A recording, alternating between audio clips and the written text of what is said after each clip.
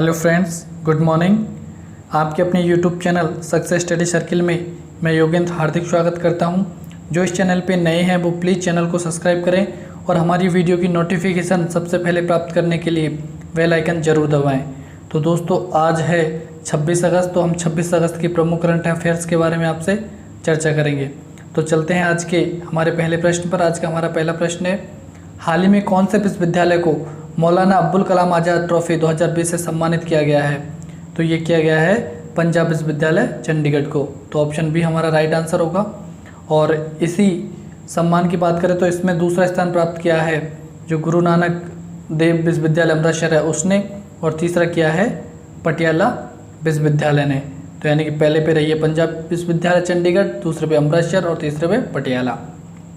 तो इसमें बात आई है अब्दुल कलाम आज़ाद की, तो उनके बारे में अपन बात करें तो उनका जन्म 11 नवंबर 1988 को मक्का सऊदी अरेबिया है जो वर्तमान में वहाँ पर हुआ था, और उनकी मृत्यु 22 फरवरी 1958 को नई दिल्ली भारत में हो गई थी। और ये फ़ोटो देख रहे हैं आप, वो है मौलाना अब्दुल कलाम आज़ाद। तो ये आज़ाद भारत के पहले शिक्षा मंत्री थे और इनको 1992 में मरणोपरांत भारत रत्न पुरस्कार से भी सम्मानित किया गया था।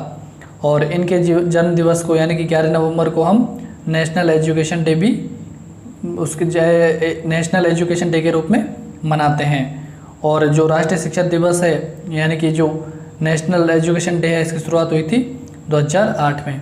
तो चलते हैं आज के हमारे दूसरे प्रश्न पर। हमारा दूसरा प्रश्न है, हाल ही में आरोग्य सेतु ने ओपन एपीआई सेवा प्रारंभ की है। केंद्र सरकार द्वारा आरोग्य सेतु ऐप कब लॉन्च किया गया था? यानी कि जो हाल ही में जो आरोग्य सेतु है उसने ओपन एपीआई सेवा प्रारंभ की है। तो हमसे प्रश्न पूछा गया जो आरोग्य सेतु ऐप है वो कब लॉन्च किया गया था? तो ये किया गया था 2 अप्रैल 2020 को, यानी कि ऑप्शन सी हमारा राइट आंसर होगा 2 अप्रैल 2020।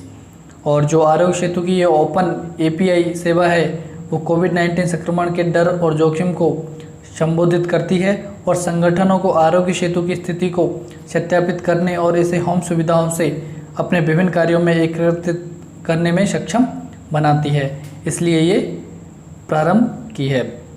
तो बढ़ते हैं हमारे अगले प्रश्न पर। हमारा अगला प्रश्न है, वर्ष 2020 के लिए vice admiral GM Hiranandani memorial rolling trophy से किसे सम्मानित किया गया है? तो ये किया गया है अक्षय कुमार को, यानी कि ऑप्शन बी हमारा राइट आंसर होगा अक्षय कुमार। और इस ट्रॉफी को 2013 में युद्धकाल विशेषज्ञता पाठ्यक्रम के दौरान रणनीति में सर्वश्रेष्ठ प्रदर्शन करने वाले अधिकारी के लिए स्थापित किया गया था। और बात करें अपन बिपिन रावत की, तो ये हमारे पहले और वर्तमान रक्षा प्रमुख है, और करमबीर सिंह है वो नौसेना प्रमुख है।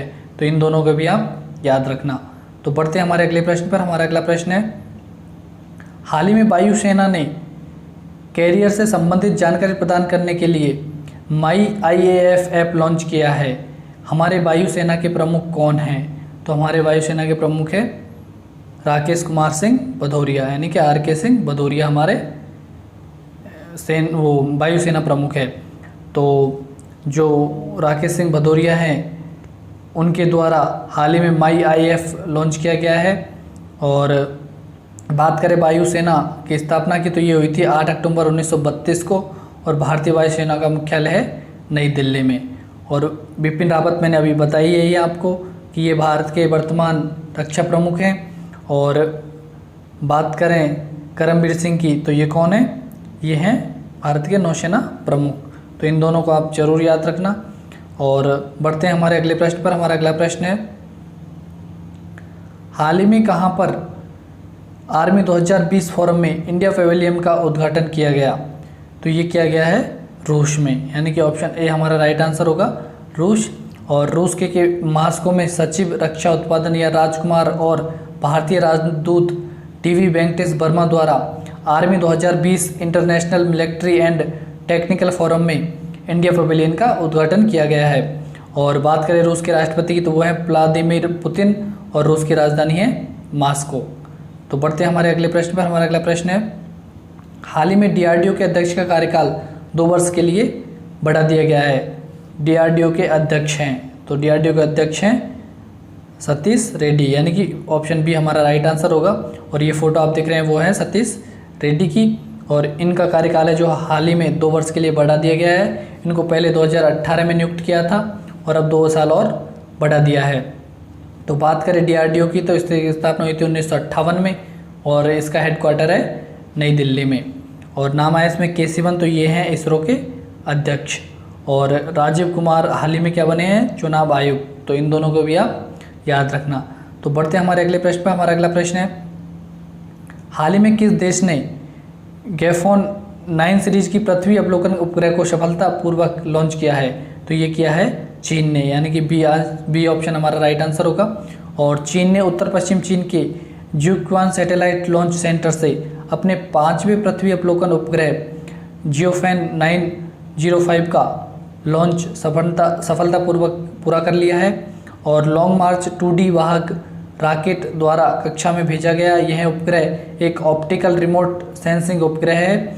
और यह लॉन्च लॉन्ग मार्च रॉकेट सीरीज का 343वां मिशन है और चीन का 2020 में ये 23वां उपग्रह है। तो इतना आप ध्यान रखना, यानी कि जो चीन ने लॉन्ग मार्च रॉकेट सीरीज का ये 343वां मिशन अंतरिक्ष में भेजा है। तो बढ़ते हैं हमारे अगले प्रश्न पर। हमारा अगला प्रश्न है, हाल ही में किस मिनी रत्न कंपनी ने स्वच्छता ही सेवा पुरस्कार जीता है? तो ये जीता है NIC इंडिया लिमिटेड ने, यानी कि ऑप्शन सी हमारा राइट आंसर होगा। NLCIL है, इसने ये पुरस्कार जीता है और इसकी स्थापना हुई थी 1956 में और इसका हेडक्वार्टर है नवेली, चेन्नई, तमिलनाडु में। और इसकी फुल फॉर्म की बात करें तो इसकी फुल फॉर्म है नवेली लिग्नाइट कॉरपोरेशन लिमिटेड, ठीक है। और BEML की फुल फॉर्म की बात करें तो इसकी फुल फॉर्म है भारत अर्थ मूवर्स लिमिटेड, यानी कि BEML की फुल फॉर्म है भारत अर्थ मूवर्स लिमिटेड। और BSNL के बारे में आप सब जानते ही हो, भारत संचार निगम लिमिटेड। और BCCL की बात करें तो भारत कुकिंग कोल लिमिटेड।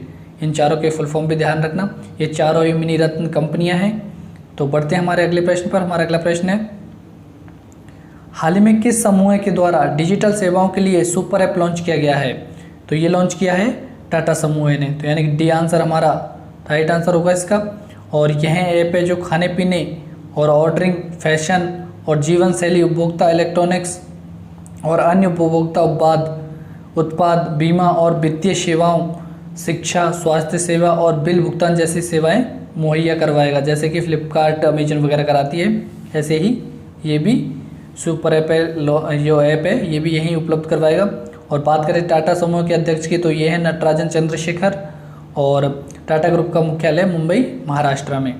तो चलते हैं हमारे आज के आखिरी प्रश्न पर। हमारा आज का आखिरी प्रश्न है, UEFA चैंपियन लीग 2019-20 किसने जीती है? तो ये जीती है वरियन्या म्यूनिख ने, यानी कि ऑप्शन बी हमारा राइट आंसर होगा। और इन्होंने पेरिस सेंट जर्मन को हरा के ये सीरीज जीती है। तो दोस्तों आज के लिए इतना ही, कल फिर नए प्रश्नों के साथ आपसे मुलाकात होगी। तब तक के लिए धन्यवाद। और दोस्तों जो इस चैनल पे नए हैं वो प्लीज़ चैनल को सब्सक्राइब जरूर करें। और कोई भी आपकी बात हो या सुझाव हो तो प्लीज़ कमेंट बॉक्स में कमेंट जरूर करें।